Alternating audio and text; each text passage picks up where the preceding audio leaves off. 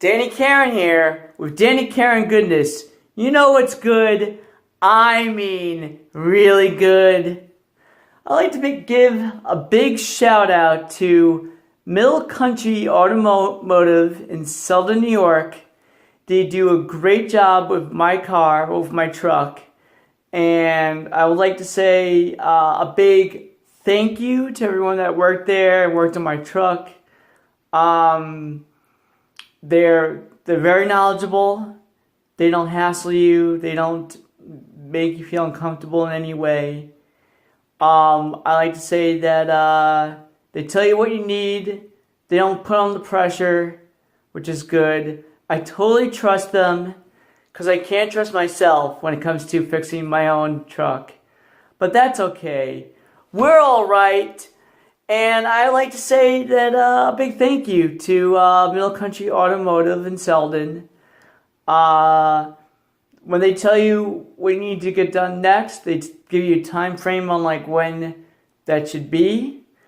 And then after that, what they do is they'll give you the price so you could save up your money, and so you could pay for it when it gets done. And I think it's an awesome business. I recommend it to everybody. So if you're in the Selden area or you want to drive out to the Selden area, check out Middle Country Automotive. They're excellent. You know who else is excellent?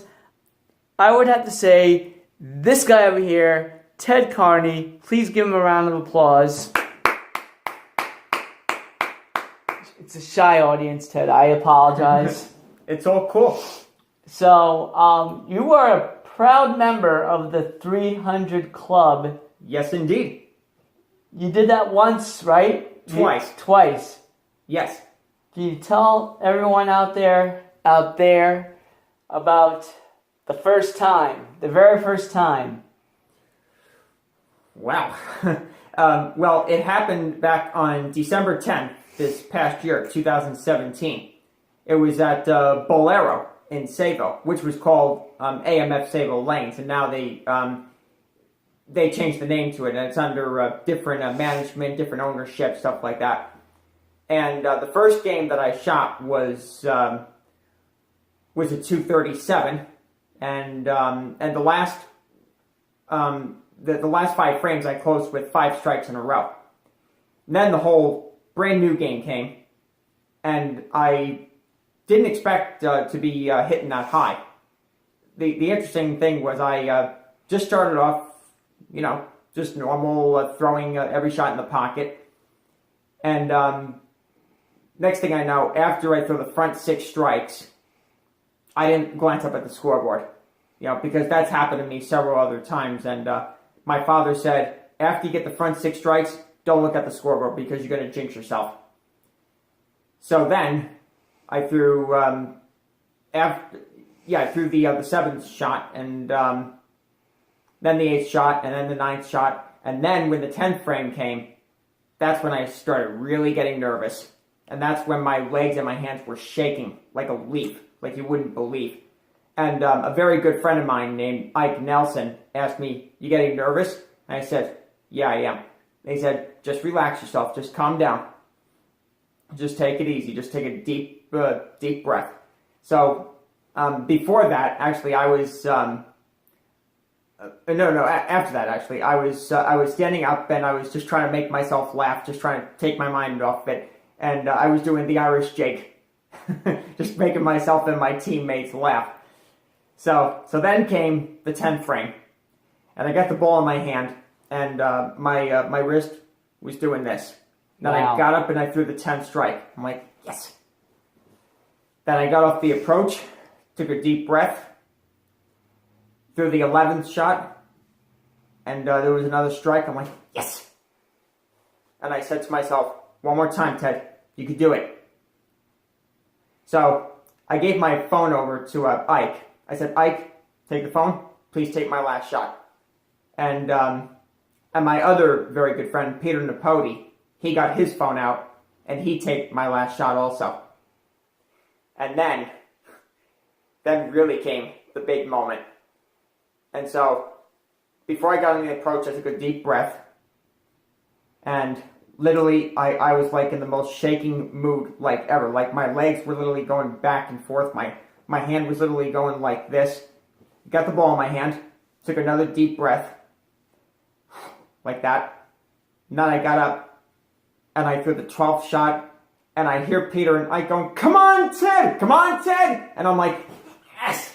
And they're both screaming for joy. And I went down to the ground and I was like in tears. I couldn't believe that I actually did something that was that exciting for the first time ever. It was just like one of the best things that could ever happen to me. And I put that 12th shot up on Facebook and I got so many likes, loves, congratulations. I mean, I'm as blessed as you can get. I believe it, and they believe it too. So tell us, what got you into the sport of bowling? What got me into bowling? Well, my grandfather loved bowling. And interesting enough, I went to summer camp for 2 weeks in '94. And there used to be a bowling center in Oakdale on Montauk Highway, and that unfortunately collapsed, and I missed that place tremendously. So then in '97 is really when I got into it. '96 is when this movie Kingpin came out, and I saw that film, and I fell in love with it. It's one of my favorite movies ever, and literally, I would go bowling almost every day. And, I bowled maybe 6 to 12 games a day. I know that sounds like a lot, but, I just, wanted to be like the pros.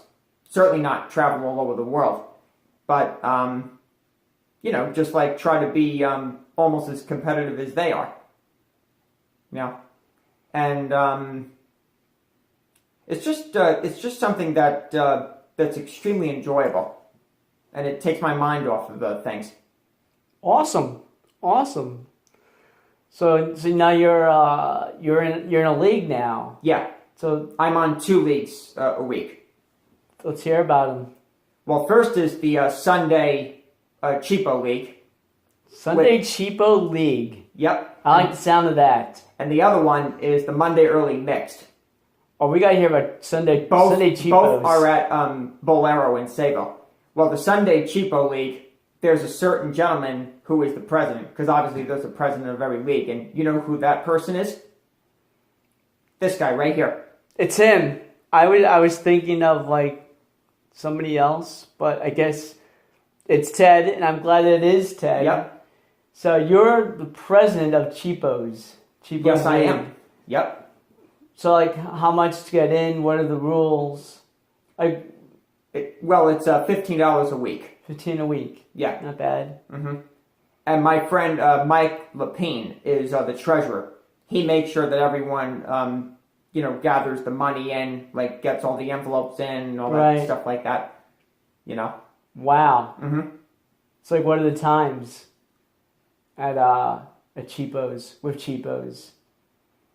What time do you bowl? Oh, we start at 6:30. What time does it usually end?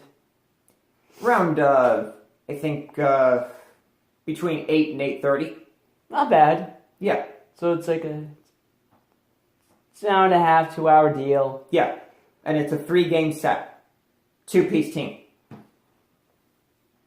Awesome. Yep.